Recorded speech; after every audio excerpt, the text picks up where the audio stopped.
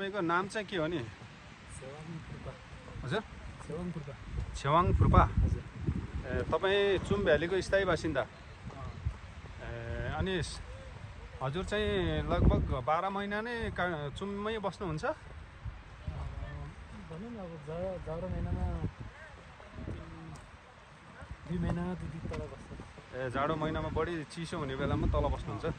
तल भनेको कुन ठाउँमा बस्नुहुन्छ नि? काठमाडौँको स्वयम्भूमा बस्नुहुन्छ? भनेपछि आज हाम्रो चाहिँ बसाइ चाहिँ कुन ठाउँमा हुन्छ? आज बसाइ लोकपा भन्ने ठाउँमा छ त्यहाँ। लोकपामा चाहिँ आज हाम्रो बसाइ हुन्छ? ल त्यसो भने हामी सँगै बस्नुपर्छ है। तपाईँले अब हामीलाई ठाउँहरू चिनाउनु पनि हुन्छ, अलिकति थाक्ने ठाउँमा सहयोग पनि गर्नुहुन्छ, यहाँ बस्नुपर्छ भनेर होइन। अब हामी चाहिँ आजबाट सँगै जाँदैछौँ होइन चुम?